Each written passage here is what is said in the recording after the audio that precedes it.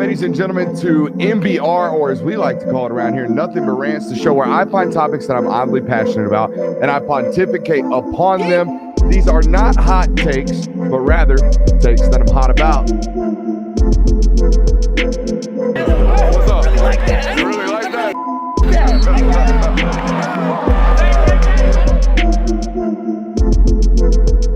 Let's shut up and grind some tape.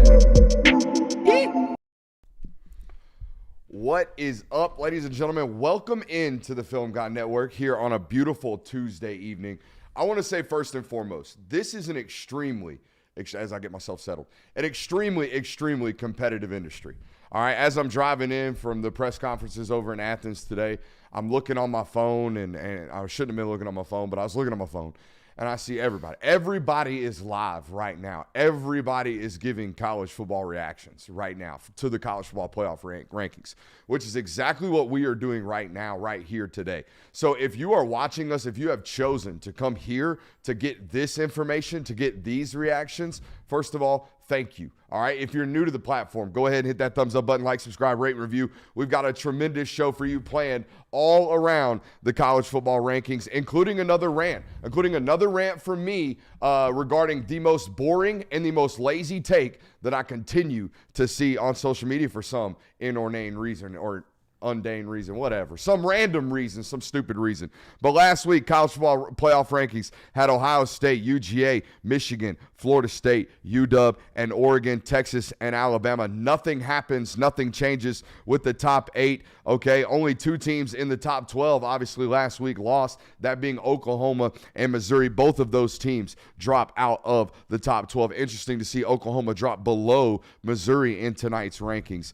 So who moves and why? That was our question coming into today's rankings. We wanted to know, what did the committee think of the Alabama ranking or the Alabama win this weekend at home against a potent and a pretty powerful offense from LSU? Did Georgia do enough to move up to the number 1 spot? Everyone wanted to know that. What did the committee think of Ohio State kind of struggling for 3 quarters yet again against a good Rutgers Big Ten football team? And of course, the Michigan controversy looming. We wanted to know if there was any updates, and based off the comments from Boo Kerrigan today, it sounds like there was. The diction changed today. We'll be talking about that. Again, go ahead and hit that thumbs up button, like, subscribe, rate, review. Boys, I just want to get right off the top. First of all, welcome into the show. Hope you've had a great day. Love the Beatles shirt. Shouts out to the UGA journalism department, even though I know nothing about that place. How are we feeling today? Doing good. Pretty good. Doing good. Any initial reactions off rip? First of all, I have some. My boy Greg McElroy was flat cooking today on that show. I thought he did a tremendous job of explaining that, no, this does indeed matter, man. Like, they are making some questionable decisions off the top, which I'm sure some of you guys have some initial reactions on. Yeah, when I saw the first, 12 rankings come out, I was like, oh, we're going to have some movement up in this thing. And so then when we got into the top 12, I'm not going to lie, I was a little disappointed. Yeah, it was definitely anticlimactic to get to the top 8 and say, oh, well, it's the exact same as last week, like team for team, nothing changed at all. So that was kind of my first reaction. It's kind of a boring reaction show, or ranking show, that is. I think there's plenty to talk about. I mean, for me personally, the first thing I noticed right off the rip, we're a show of consistency. That's all we ever want. That's all we ever ask for. Be consistent. And when I see the 6 through 8 rankings, right, the really, really elite one-loss teams, I'm talking about Oregon, I'm talking about Texas, I'm talking about Alabama. In that one-loss discussion of who's the top-ranked team, they go Oregon there, which I would presume is to be eye-based, like eye-test-based. They've looked great. They've played great. They've been dominant. But the resume is not great. They don't really have key wins. In fact, their only top 25, top 10 matchup and ranked opponent or opponent with even a 500 record was Washington, and they lost that game on the road. So it's an eye test discussion from 6 through 8 because Texas sure has a good resume. They got a road win against Alabama in Tuscaloosa. Alabama's resume looks relatively strong, particularly after this win against LSU. And then you go to the number 1 ranking, and it's like, well, Ohio State's ranked number 1 because they've got key wins. So what are we doing? Because the eye test tells me they are certainly not the best football team in college football right now. We are a show of consistency, boys. 2 weeks into college football rankings, playoff rankings. There's been little to no consistency in these discussions right here between how they rank the one-loss teams and how they rank the number 1 team in college football. Yeah, I mean, heck, they let Tennessee jump up 4 spots after beating a 1-win UConn team. Powerhouse. Yeah, real powerhouse UConn is. So for them, A lot of shit talking going on in that football game for some random reason. Did you see this? UConn had the nuts to go out there and kind of warm up in their own end, and then they get dubbed up pretty hard by about 55 points. I think it was 56 points, 59-3. I think the final in that football game, and then afterwards, Tennessee's offensive line out there running the flag through UConn's field. A whole bunch of random, shit talking going on that one. But no, you're right. Random 4-point bump or 4-rank bump for Tennessee. What'd you think? Of Tennessee bump? Just in general. In general, I mean, I bump. don't have a huge problem with the rankings. I mean, the top 8 teams all came out and handled business. And yeah, you can talk about what are we measuring, resume or eye test or strength of schedule. I mean, they've said they've hammered before that. It's a accumulation of all of those things. So I don't really think that you can be too up in arms about this, because the top 8 teams handled business, and there wasn't really anything that made you go, well, you have to put this team ahead of this team. Well, it's nothing but rants, and I'm fitting to rant right quick. Go ahead. I always look for little bullet points, and I'm texting you guys these things as they're happening because there's a lot going on today during this ranking show. One of which was I thought it was, downright laughable. Downright laughable that this is a 13-person committee that has been knocked down to 12 because the University of Michigan's athletic director is, quote, in the middle of dealing with a cheating scandal. That's what Reese Davis said on the broadcast. He is busy dealing with a cheating scandal and couldn't make it out to the committee discussions. So it was his decision. He did it on his own accord. I don't know. I don't know if he the wording was he was too busy to get out there. The wording was he had other things to tend to. Yeah, I'd imagine he's got other things to tend to right about now. But with this discussion about Michigan last week, I thought it was very important. Hey, what is the committee saying? And we had a big rant last week about how they threw their arms up and they said, we are not the arbiters. We are not going to be out here being the ultimate deciding factor of who did right, who did wrong, what the punishment's going to be, who's eligible, whatever. We're not going to be that. That was the wording last week from Boo Kerrigan. And it was very off the cuff, it seemed like.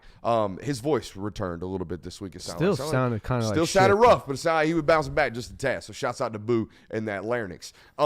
But it was interesting to hear his diction change this week. Also, as a man who big on the notes, huge on the notes, I recognize another man reading off the note cards. And when he got asked about Michigan, eyes dropped. He looked at the cue card. He had a prepared statement this week. What was that prepared statement, you may ask?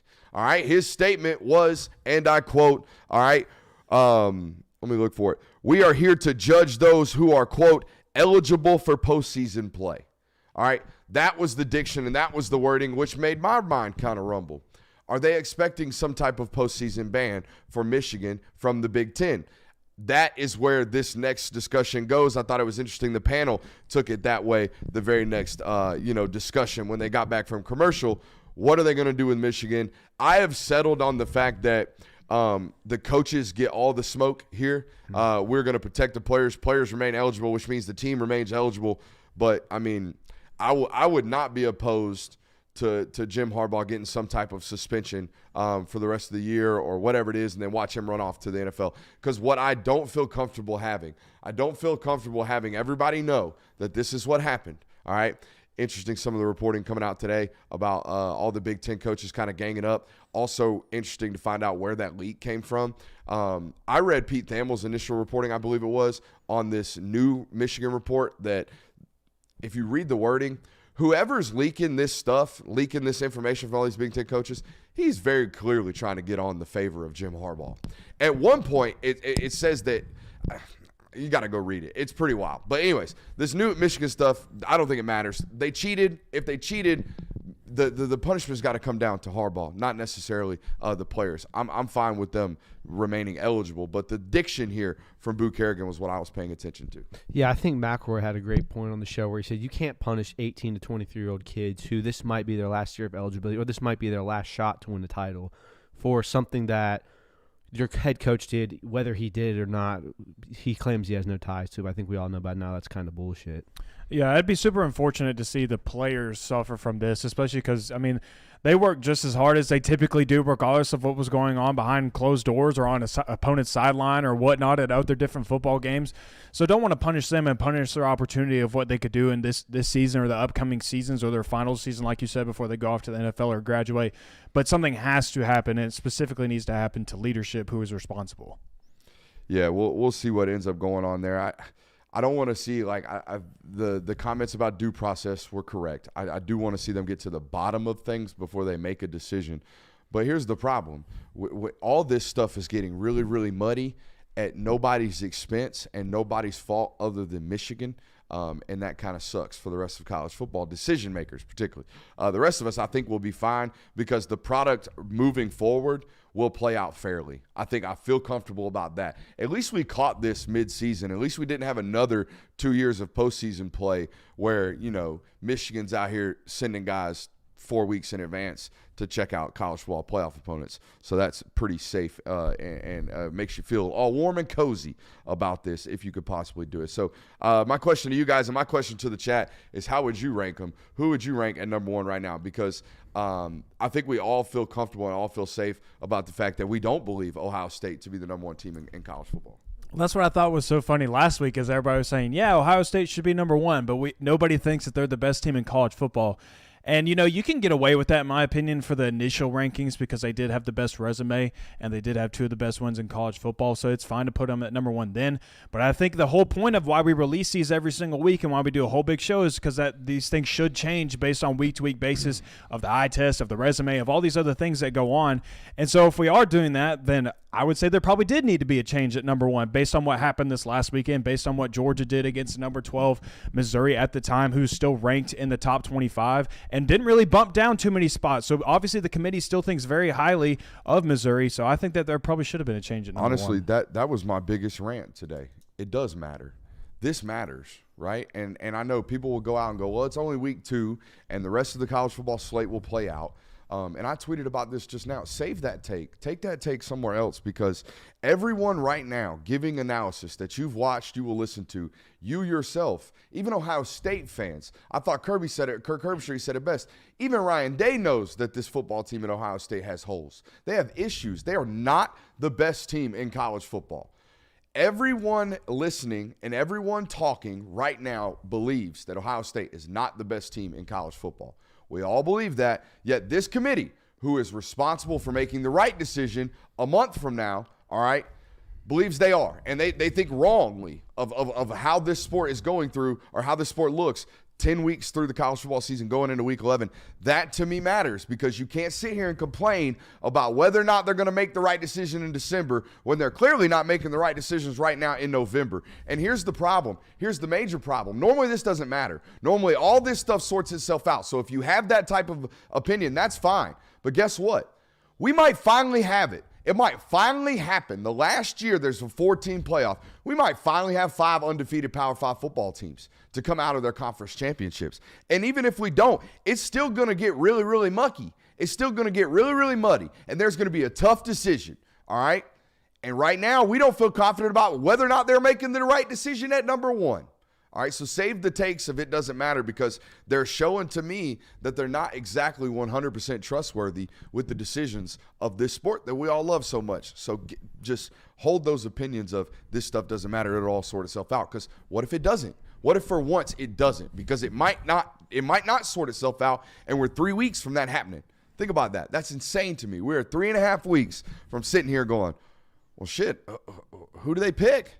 You know what I mean? Like, that's crazy.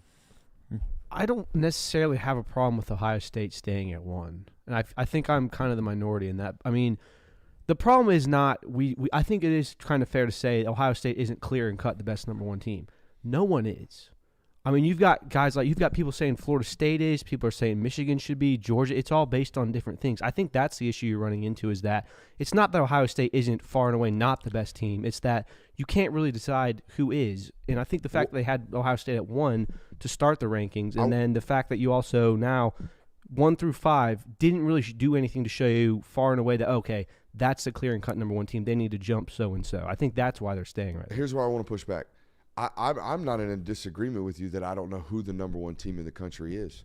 But I'm in agreement that Ohio State is not the number one team in the country. But I think if you're going to say that Ohio State isn't, you have to be able to say, okay, here's who is and here's why. You can't just say they're not it. They ain't it. And not give you the answer. I'm with as you, to but who is. the whole and here's the byproduct of the college football playoff. And people think it's not going to be solved when they go to 12 because we're going to have these inconsistencies. For sure, I agree. Way worse with 12 through Oh, yeah. 15 than we are with 4 through 7. Mm-hmm. But with this type of committee approach, there's never going to be a defined criteria. There's never going to be any type of set in stone, here's what we're doing. Mm-hmm. There's always going to be certain inconsistencies. But what we cannot disagree on solely is who the best team in the country is. And I think that's what we have through 2 weeks, and that's an issue because they're not the most complete team in college football. All right, they're not. And they have more exposable holes week in and week out than teams like Michigan and Georgia do, particularly Michigan. If we were to do this in a vacuum, that's who would be number one. If we were to do it in a vacuum. Go ahead. Let me ask you a question, though.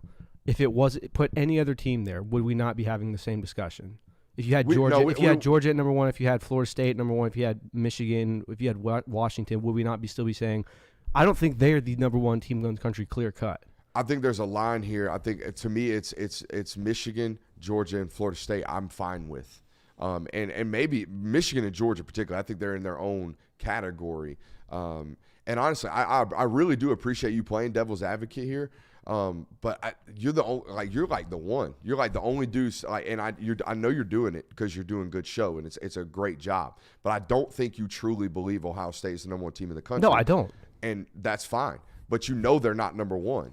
And everybody else knows they're not number one. But these 13 people sitting in a room, 12 because one of them is dealing with a cheating scandal. These 13 people sitting in a room seem to think that they are. And that's that alone is a problem because they're going to be responsible for making the right decision for the Final Four. And they can't pick the number one right based off everyone else's opinion. And we don't get privy to their discussions. We don't. We just get to hear him come out and give us little talking points and say it's about this matchup and they like this. And I get it's their opinion. But we're judging their opinion. That's what we're doing. And their opinion at the end of the season is going to really, really matter. Mm-hmm. It's really going to matter. And they're making wrong decisions right now. That's all I'm saying.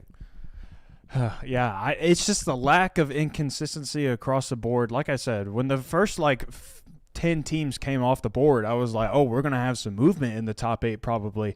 And I think Alabama fans should be upset that you didn't move at all, in my opinion. After beating an LSU team that was ranked, I think you should be upset about that, especially after seeing Tennessee jumps up 4 spots. And just based on all the other rankings, I think that if there is this consensus belief that Ohio State isn't number one, then we don't need to be putting them at number one. It shouldn't just be this thing of oh, well, just because they have 2 good wins, then we have to. No, we don't have to. That's why we have this whole thing. That's why we created this committee, because we were tired of this discussion that, Notre Dame has to go to the national championship game to play at Alabama in 2012 because they showed up slightly for 12 weeks. We don't have to do that anymore. We get to pick and choose who the number one team is, not based on the fact that, we have to because they have 2 solid wins. I love it. All right, so this boils it down to who would you rank number one? Who would I rank number one? Who'd you rank number one? Right now? Yep. Ohio State. Interesting. Why? You don't believe that. You I don't believe think that. you believe that. Ranking-wise, because they have the best schedule so far. They have the best record. Their strength of schedule is better than all the other teams. And they didn't do anything to show you that they shouldn't be number one after the initial rankings. I got him. All right, Bo Nix fan. Okay. Who's the best one-loss team in the country? Best one-loss team in the country? Out of, what is it, Bama, Oregon, Texas? Sure. Who's the best one-loss team? I would go Oregon. Why? Because from eye test and the fact that the only other team that they Dude, so what? Inconsistency. Yeah, so inconsistency. You're not going to have a clue. No, you're not. You're not going to have consistency, and that's fine. But let's just say that. Yeah, let's just say that. That's what I'm front. saying. Who's the number one team in the country? I think Georgia should be. Yeah, in a vacuum, if nothing else is happening in college football right now, Michigan is the number one team in the country. They are the most flawless. They've been the most explosive at the quarterback position. They've been the most balanced. They've controlled the line of scrimmage the most. They've had the most flawless 4-quarter performances week in and week out.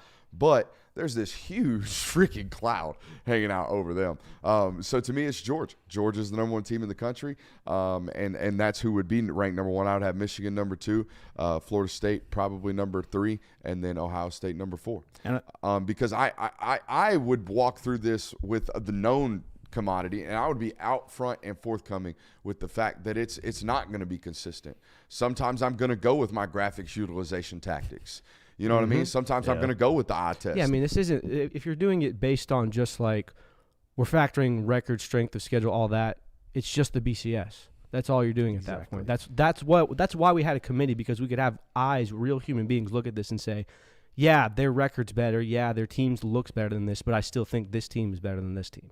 I think Chat's making a great point as well. I don't know that we have to sit here and act like Ohio State has 2 great wins anymore, because Notre Dame no longer is that as good as a win as it was 2 weeks ago, because they just lost to a Clemson team that was battling for a bowl game right now. I think Boo got pressed. By the way, we've had some tremendous sayings with some of these names.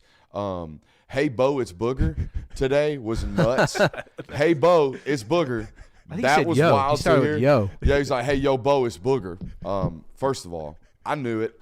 I knew it immediately. Yeah. Didn't need to know. I think they're also on Zoom, so we saw you bugs. You know what I mean? And the other one, just the idea that, shouts out to Boo Kerrigan coming on every single week and giving us some dimes. I don't know where I was going with that, but no, I think he was far more prepared this week with his statements and what he was his talking points that he was given about this. But I wish he would sometimes just come out and be like, look, it's not going to be consistent. It's there is no criteria. It's our gut. It's our graphics utilization tactics that we're out here using every once in a while. Who is the top 1-loss team in your opinion? You already answered. You said Oregon. Who do you got? Top 1 loss. It's kind of difficult, because I think each 3 teams, like of Oregon, Texas, Alabama, they each have a strength of one of the qualities that we kind of base all of these rankings off of. Like Alabama has some impressive wins now based on these rankings after they have a win against Ole Miss. They have a win against LSU, and their 1 loss is a good loss to Texas, who is right in front of them. I want to lean Alabama, to be honest. At this point in the season right now, after what they've shown the past couple of weeks, I mean, I wanted to sit here and call them fraudulent, but I don't think they are it anymore. I think we have to recognize them now as a legit contender. Yeah, I think they would be my number 1 loss team, particularly until Quinn Ewers comes back for Texas. Yes. And then once Quinn comes back for Texas, I'm probably leaning Texas because of the head-to-head. And I think that's fair. If you get beat at home by the team that has the same record as you, see you. I don't care how well you're playing. That is what it is. Biggest surprise so far through 2 weeks. We can extend this to 2 weeks. What's the biggest surprise?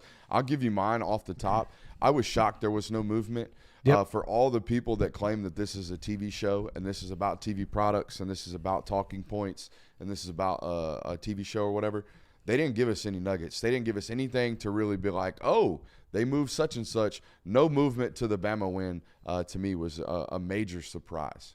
Yeah, that was one of my surprises, too. I think that we all talked about earlier. Tennessee moving up 4 spots for just beating the hell out of a bad UConn team was very interesting. Really bad UConn team. But other than that, I don't think there was a lot that, like you said, happened this week. It's probably the most boring ranking show we've seen in the last 10 years since they've started doing this, I think. I don't know. We had who's the gray-haired individual? Joey Galloway. We had Joey Galloway say that Michigan ought to be thrown in jail basically if they cheated against Ohio State. Yeah, I think he was being facetious though. No, I mean it's so funny to watch that desk have to work with Pat McAfee, right? And then every other time button it up. Like we can't. Did you watch the desk's reaction when he made that joke? Booger immediately, someone jumped in Booger's ear, obviously, immediately and was like, hey, you have to let everybody know that that's not okay. And Booger was like, hey, easy now. You know what I mean? And then Joey immediately had to back it up with, I'm just playing. It's like, bro, y'all had a man's take shirt off next to Nick Saban last week on College Game Day. Yeah. I think it's okay for Joey Galloway to make a joke about Michigan cheating. Well, let me go back to, 2 years ago when Desmond Howard made that joke with Aiden Hutchinson at the Heisman ceremony? Yeah. I remember what it was exactly. He got dragged for that, so. Can't be having it right there. Any other surprises? Louisville at 11.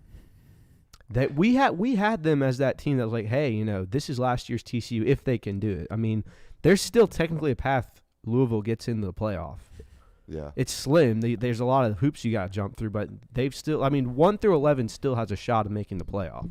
I got a little rabbit in the hat saved for the end of this rankings discussion that we're about to wrap up. But I want to take a moment. If you have found us today via the algorithm, if this college football reaction show has found you and you like what's going on today and you're new to it, make sure you hit that thumbs up button, like, subscribe, rate, review. We are live here talking national college football Monday through Thursday, okay, 9 p.m. to 10 p.m. Eastern Standard Time here on the East Coast. And we do it in a very unique way. We talk it from a very football perspective. We get a little stats. We get a little general banter. And it's, I don't know, it's got a good vibe about it. I hope you enjoy it. And if you have today, make sure you hit that thumbs up button. You put it in the show notes, or whoever put the show notes together, put it in there. Should Bama be upset with their ranking not having moved? And I don't know if Bama should be upset, but I think the SEC should start worrying a little bit. And here's why. Bama at number 8 to get in obviously has to win out, right? And that leaves the SEC presumably with 2 one-loss football teams, Alabama being the conference champion. And I propose it to you this way. Bama 12-1 with 1 loss at home to Texas if they presume to win out, all right? Washington and Oregon, however that settles itself, that's a 1-loss or an undefeated Pac-12 champion. My question to you boys, 1-loss SEC champion, Alabama, lost to Texas versus undefeated Washington. Who gets in? Versus an undefeated Washington? Versus undefeated Washington. Got to give it to Washington. Versus a 1-loss Washington Oregon avenging their 1 loss in Washington on a neutral field. Bama. Take Bama? I'd go Bama. All right, but it's slim. Oh, yeah, it's slim. Slim You're going to make a pickings. lot of people All right. upset about that. An undefeated Big Ten, Ohio State or Michigan. All right, Yeah, that's an obvious, they're in. right? Texas wins out, wins the Big 12. You're taking Texas over Bama. got- They got the yeah. head-to-head. Florida State remains undefeated. Oh, yeah, you got to put That's them where in. things start to get testy. All right, so here's what I'm telling you. Of those 4, right, I gave you 4 other teams. We can only take 4.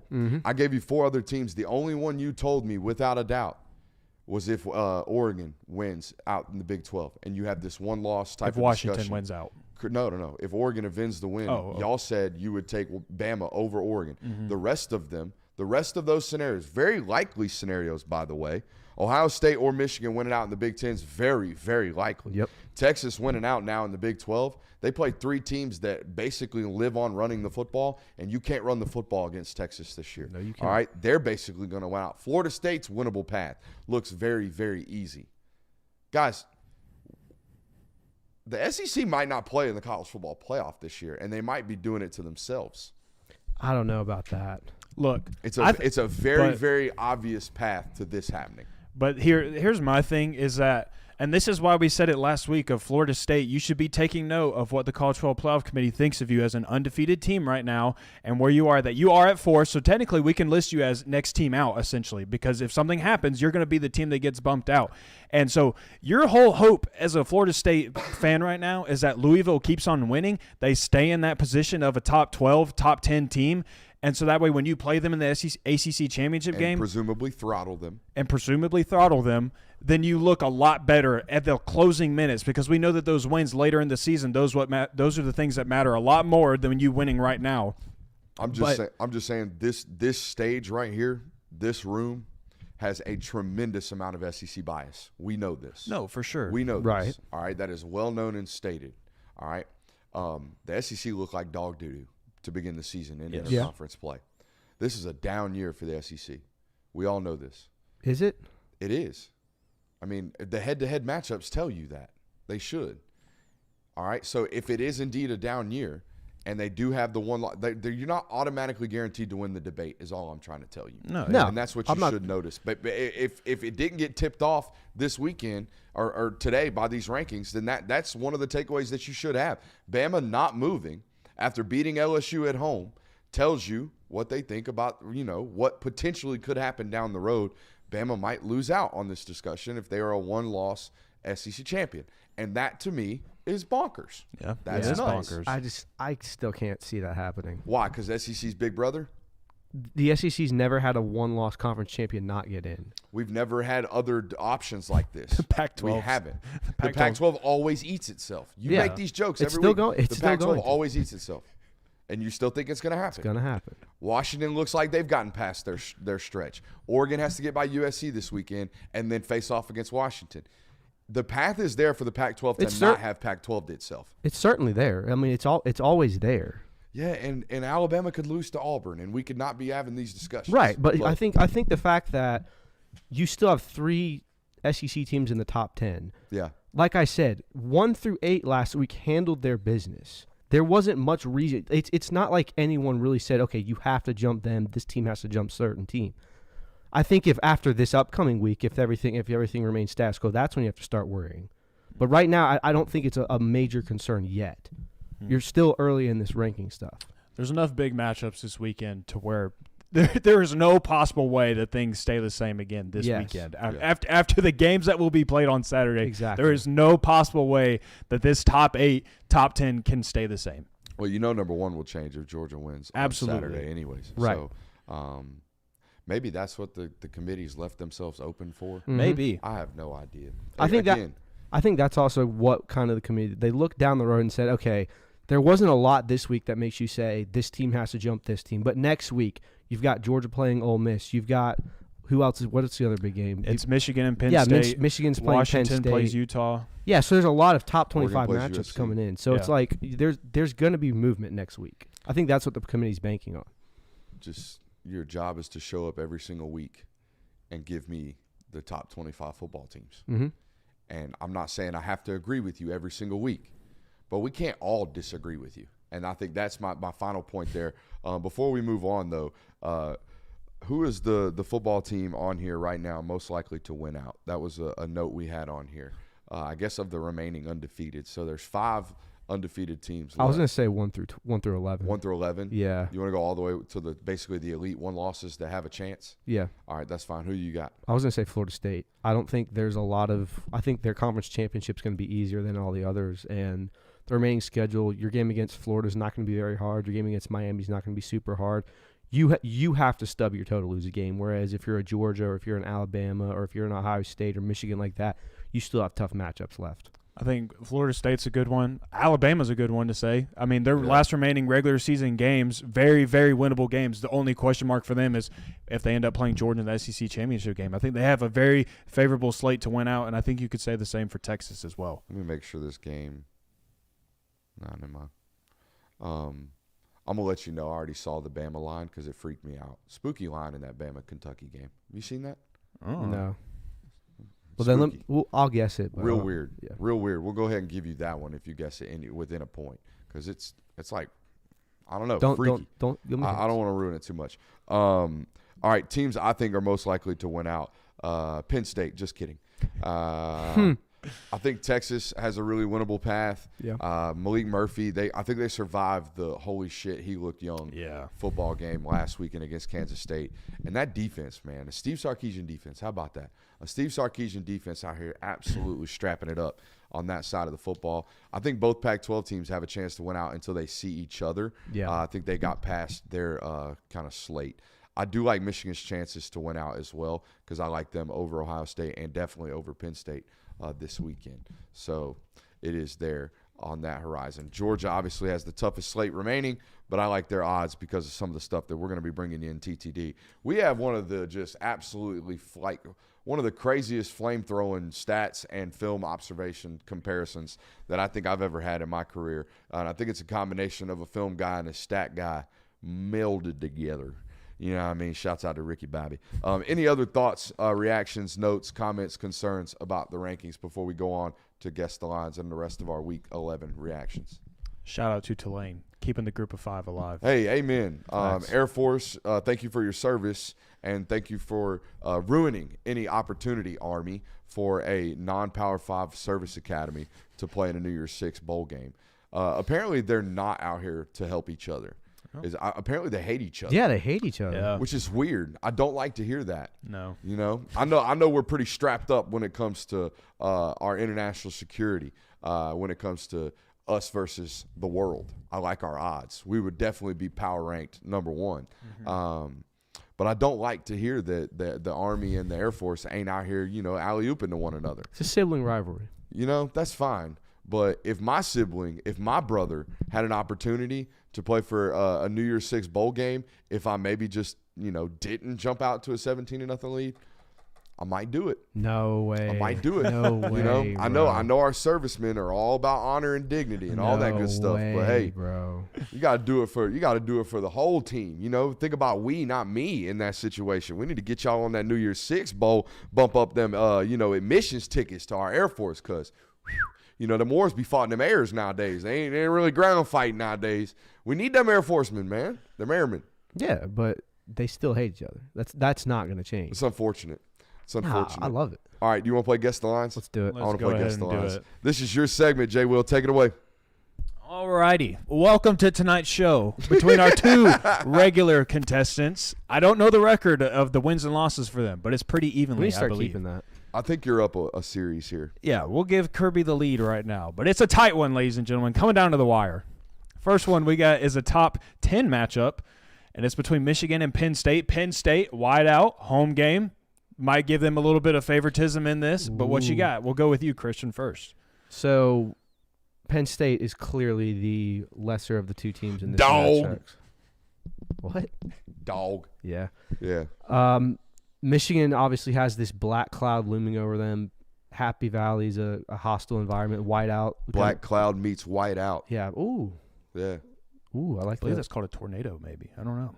That's cold air meets hot air, I thought. Rip the promos today. But I like Michigan just under less than a touchdown in this, I think. I'll go like 5. I think Michigan rolls in this football game. Home field advantage, probably worth 3.5 in a whiteout. Yep. I think Michigan's 10 points better. Give me Michigan 7.5. Christian got it within half a point. It's Michigan minus 4.5. Nice. Very I like interesting Michigan. one. I like Michigan heavy Yeah, in that one. Michigan would be a good pick. All right, for we that. got some Pac-12 action in here. We got some Utah. Hold on. Coaching note. Hand off that microphone. Yeah. My bad. That's it. No. You're good. All right. Utah at Washington. Brooks, you start. Utah at Washington. Let's see here. Utah playing some pretty sketchy football as of late. Mm-hmm. Not looking great.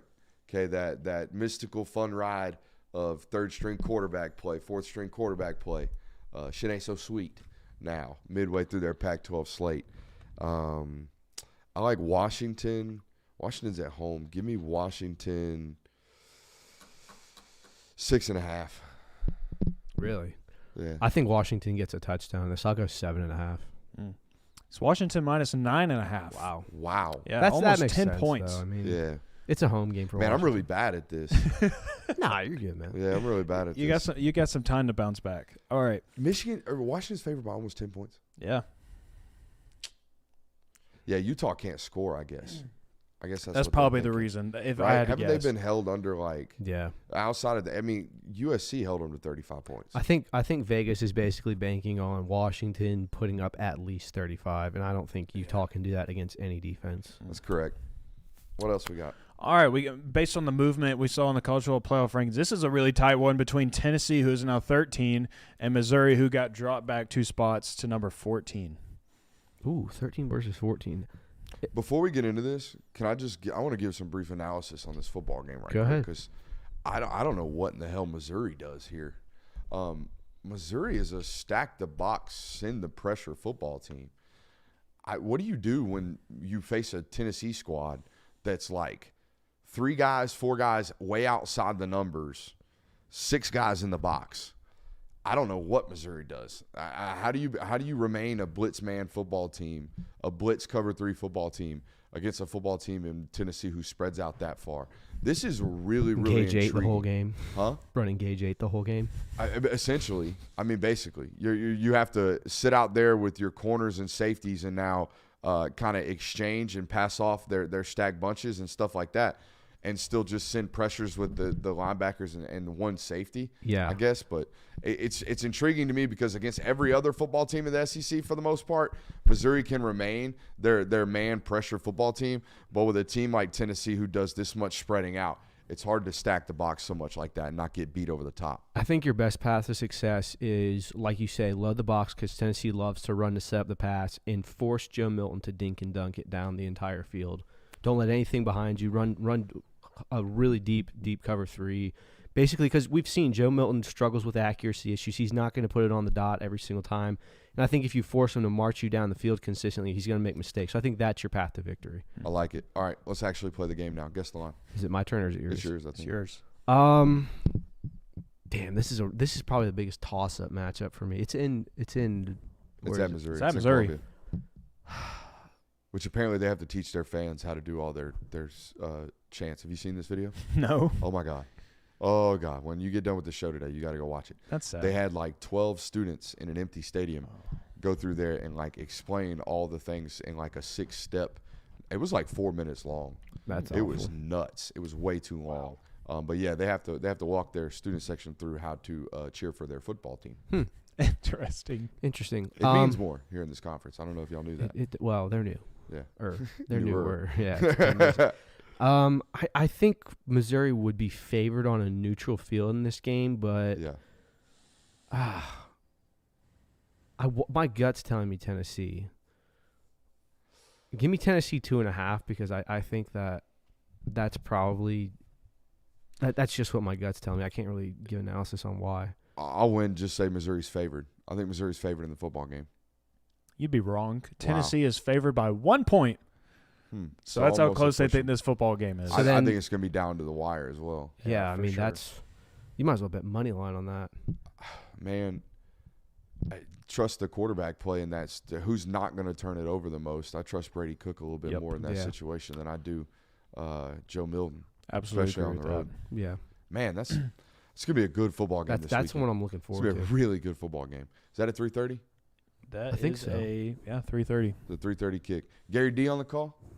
I don't know if Gary's on the call for that Why one. do you call him that? I don't know. It's my boy Gary. Got Gary V. Might as well get some Gary D. That boy Gary D. It just rolls off the tongue. This guy. Got some more Pac-12 action. Bring it on. Got some USC at Oregon. This might be the one football team that could, I don't know if I would just say, oh, take the over on this one because maybe Oregon can do something to USC's offense. I'm up. Yep, You're you're up. Oregon at home. They don't lose a lot in Autzen Autzen. Stadium. Give me Oregon by 5.5. Really? I think it's Yeah. gonna be bigger than that. Yeah, I think 6.5. Okay, yeah.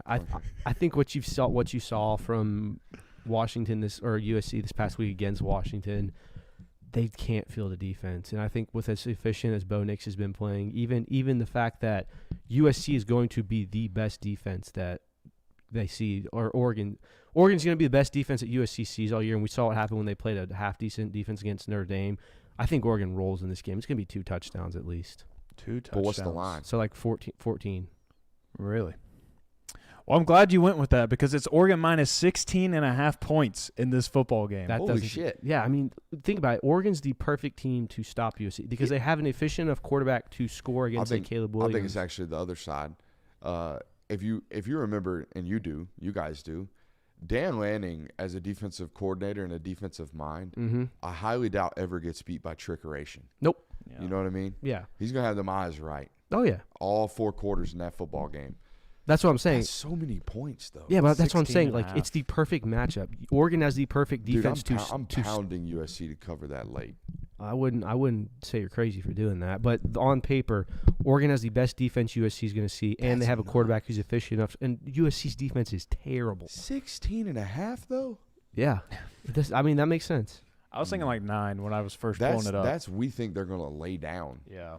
type shit. I mean, But don't Caleb you- Williams laid hey, down and cried. Here's the take, though. I don't know who the interim defensive coordinator is, but some Antonio Pierce. Did y'all watch the NFL this weekend? Yeah, yeah. Interim head coaches, man. Oh, There's yeah. a theory about this. They step in and like all of a sudden there's life to the Yeah. program. Absolutely. What if they just come out and they say, guys, simple, just line up, play defense. We're just gonna do what we know how to do, and we're not gonna try to be complex. And they put together a decent 4 quarters. That definitely helps. I don't think an interim head coach is going to fix bad angles and poor tackling in 1 week. That's true. Good point. I'm just trying. No, you're good. I get it. Trying here. Well, we'll let you guess this one since Brooks already looked at it and he said that it's pretty staggering. Bama at Kentucky. Spooky. I didn't say staggering. Sorry. It's just weird. Spooky. It's weird. A little Okay, Bama at post-Halloween Kentucky. spook. Both of these teams want to run the football. Bama's got this newfound Jalen Milroe. Jelly Milroe? Jelly Milroe, I like that. I do too. Jalen Milroe has kind of had this newfound resurgence. He's a dual-threat quarterback now. He can beat you over the top. I think Bama's going to be a 2-touchdown favorite in this game, even though it's on the road, even though Kentucky takes the air out of football. But I think this is a very, 35-21 type game for Bama. So I'll go, 12. Yeah, it was my thought too. I thought it was going to be 14 points when I first looked at it. 14.5 maybe. That is not what it is. No, it's 10.5 according to ESPN. Okay. And it was dropping. I think it opened higher. So I think what Vegas maybe is potentially thinking is one of these drug down in the mud type football games. Well, it's definitely, like I said, it's two teams that want to run the football. Well, I mean, to be fair, I was just about to say that Alabama can just kind of go in here and get a win, but I don't know if that is the case based on what we were talking about with the rankings of how you didn't move after you beat LSU. I think there is a sense that Alabama, you got to start winning with some style. You got to start beating the crap out of some of your opponents, and especially a road, sleepy environment, Kroger Field, blah. Go in there and just light it up and get some style points for yourself. Probably. Gotta be right. Gotta be a nooner. The SEC 3:30 slate's taken. thick this weekend. Yeah. Yeah, it's a noon game. Yeah, that's going to be sleepy. Yeah. God, that place is gross in November. It sucks. Yeah. What's the Grass weather? is dead. Sucks. Yeah, Cold as wait. shit. What's the weather looking like for that game? That That's a might be a good big call. factor, Let me too. look. Because if it's anything like Georgia Kentucky last year, I'll get my Glenn Burns going right here. Who's Glenn Burns? 18 degrees, wind whipping The last weather year. dude. Huh? He's the weather guy around these Yeah, parts. that's me. Come on, bro. I watch the weather, dog. That's me. I'm a big weather guy. I only know it because every time I came home from school, my dad had the weather on. Shouts out to Pops. Shout out. I met Pa Dukes You did. at the live show. You did. I wonder if we should do any more live shows. Now that we're getting national, I can't wait for us to be out here traveling to big time national games and big league and Georgia football games. That'll be funny. So, one of these days. The What do you low in Lexington is 36 on Saturday. The high is 55. That's not Okay, that so bad. standard October, That's not that November bad. weather out there in Lexington. So, nonetheless, going to be a stinker. Going to be Very much so. a grinded out, gross football game, I would imagine, unless Tommy Reese has figured it out, which apparently they figured something out. Jalen Milroe, at least in terms of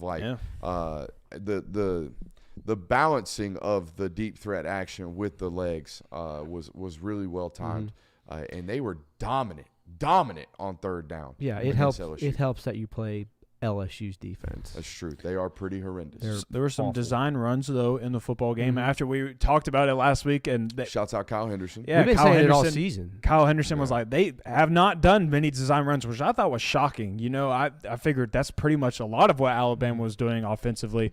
Not to be the case, but I saw a few against LSU. It does help that you played a very porous LSU defense, but, I mean, hey. All right, boys, we got about 10 minutes left in this segment today. Do we want to talk about teams on upset alert this weekend? Yeah, I got a rant on good All right, this. slate. let's stop there. Go ahead. This is the week. The week? This is the week. All The season. week. This is it. Say less. All season long, we've talked about how there's not a lot going on in college. There's so much parity. No one's really thickened themselves out or separated themselves from top to bottom. Don't look at me like that. Hey, yo. So I'm telling you, all of it changes this week. There is a huge thing coming. Let me read these games for you. Come on. Michigan at Penn State, Bama at Kentucky, Georgia versus Ole Miss, Florida State versus Miami, Washington versus Utah, Oregon versus USC, Tennessee versus Missouri, Tennessee at Missouri, Texas at TCU. A little moving day. I'm saying there's 3 upsets in that. A little moving day. Yeah, like that. There's You 3 know? upsets in those lists. Count them out. I'm not. I don't Not know. yet? I don't Not know ready? who it's going to be. I Not don't ready know. yet? Yeah, I don't know who it's going to be. I'm just saying. I can tell you right now. I can so see myself at 1:30 a.m. going, "Oh my God, this was the week it finally happened where the dam burst." You know what? There's so much. This is the week where so much happens. I need to go do it. I'm going to go and check on this team right I know one thing sucks about this weekend. I do enjoy a night game, but man, it's gonna be hard to watch all this football. You Yeah, know? It's gonna be really hard to watch all this football. This is one of those weeks where you're like, I'm very excited to be going to this game, but it's also like Yeah.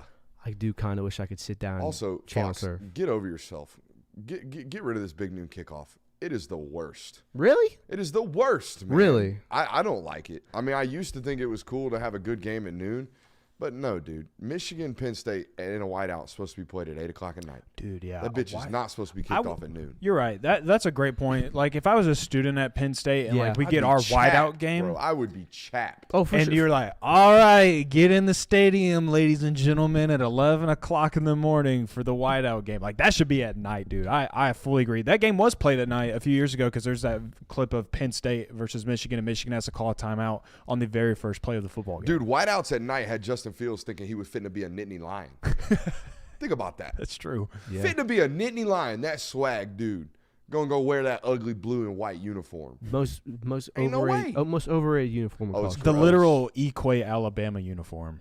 Yeah, slick. The literal Equate version. Alabama and Penn State have Equate uniforms. Yeah, no. They're both. yeah, they're but both. They're mid. both gross. Alabama, obviously, is the more known version of it. The only one that ticks me off more is LSU. Like, why are we always wearing white? That's gross. Wearing white at home, get over yourself. Yeah, Just be especially because their different. purple unis are so nice. I know, but get over yourself. Pretty sure wearing the white Dallas at home. Cowboys do the same thing. It's gross. It is. I agree. But anyways, anybody else on upset alert? I was going to say that the Texas TCU game is a little interesting to me, but I just checked up on TCU to see how they're No, they're faring. not good. Abysmal. Yeah, it's not great. Very, very middle of the pack college football Sonny team Dykes, right now. Gene Chizik, Spider-Man meme. Very well. At least Chizik got a ring.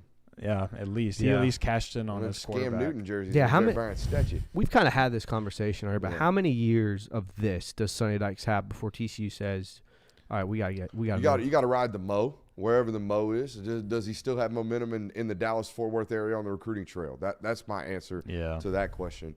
All these boil down to whether or not you can recruit, whether or not good players continue to want to sign up to play for your program. So we'll see about that. That's the ultimate discussion. But no, you can't be out here continuing to lose by 45 points to Kansas State. Absolutely I'll not." tell you that. I don't know what you did to that man from South Dakota, but you made that Bison real angry because he dubbed that ass up real quick.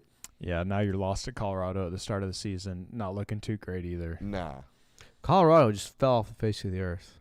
very quickly. Which That was to be expected. Yeah. Well, I mean, I think it kind of shows you what's wrong with. We didn't have an media opportunity today. last week to talk about him demoting his offensive coordinator. I thought that was gross. Yeah. That dude Yeah. left a head coaching job at Kent State. Did we even talk about how he said, we're going to get better linemen? We did talk about Yeah, that. we we talked did. about We that. Mhm. And then after that, he demoted his offensive coordinator that took that job as like one of the hottest names in college football as an OC hire potentially on the Power 5 level. And you demote him 9-10 weeks into the season when your offense isn't the problem. And then you go out and put up 19 points this weekend against Oregon State. Yeah, it's definitely a bad look. I mean, the shine is completely worn off. With Like Deion. Pat Shurmur hasn't had enough run calling plays, man. Yeah. Like, come on. I think Dion could be in a lot of trouble come next season.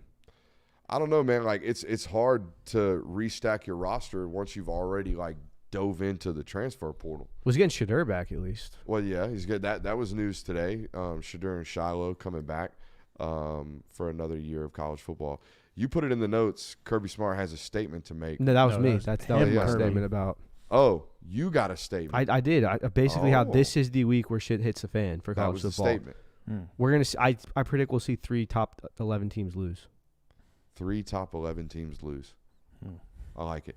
3 top 11 teams. I don't know who it's gonna be. I'm not gonna go that far to make that prediction, but I can tell you 3 top 11 teams lose this week. All right, our show's top 4. I got Georgia. I have who did I say after that? I got Georgia. I got Michigan 2. I got Florida State 3 and Ohio State 4. What do you got? I'd go Georgia 1, Ohio State 2, Florida State 3, Michigan 4. Why Michigan 4th?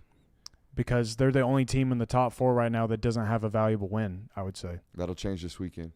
What do you got? I think the committee got it right. I think it's Ohio State, Georgia, Michigan, Florida State. It's, you just like you strike me as an anti-establishment guy. For you to be company man on this, I'm not. is I'm not so being weird. company, man. That's You that's are. my. You are. This He's is what. 100% This is what he company does. man. That's my You opinion. This think is it's what he does? does. He's just trying to be a thorn in my Yeah. side No, I'm right telling you, quick. that's what I feel. I love how he was like Ohio State. I love how they have these signature wins, and then I put him into a corner and said, "Who's the best one-loss team?" And he said Oregon because they passed the eye test.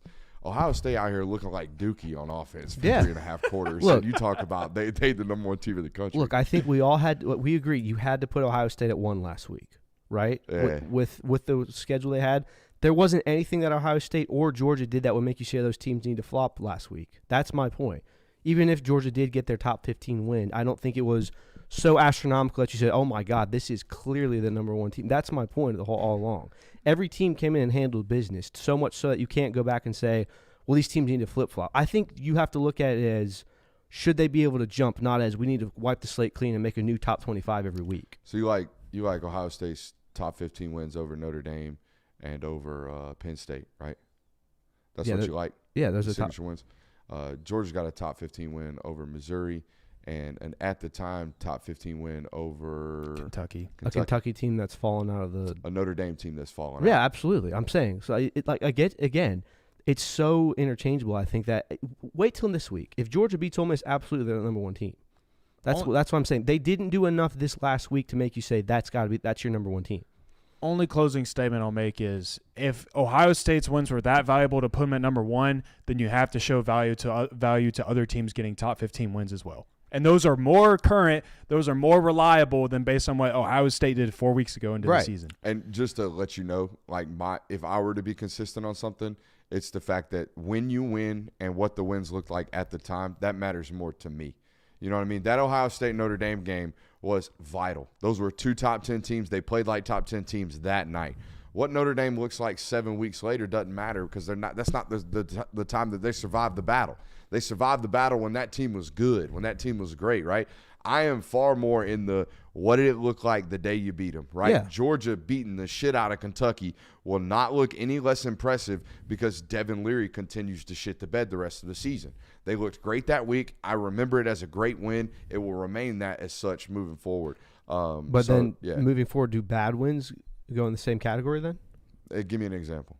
Georgia's over Auburn. Yeah, I mean, because at the time I would have looked at that football game and said, well, they turned it over twice. It's Jordan Hare. They got out of there 27-20, and they survived. Yeah, and I would have been consistent with that moving forward. But can you not say the same for Ohio State then? You got like 4 of those on the slate, like 3 or 4 of those on the slate at this point, where you don't look great for 3 quarters. I mean, they didn't look great for 3 quarters, but they did cover. They handled business at the same point. It's fair. You're a worthy adversary. Yeah, Georgia was what, almost 20-point favorite when they played Auburn? 14.5. Yeah, it was 2 scores easily. Yeah, well over 2 scores. So I'm with you. I ain't got nothing else. I know you don't. I was battling my mans over there. Hey, we have a whole nother hour of video content coming up live here in just a second. If you enjoyed tonight's show and you're watching right now, on your way out, make sure you hit that thumbs up button. But more importantly, make sure you subscribe if you're new to the platform. We do it great, and we do a lot of it here on the network. So we appreciate you for watching. We'll see you in about 5 minutes. Good work.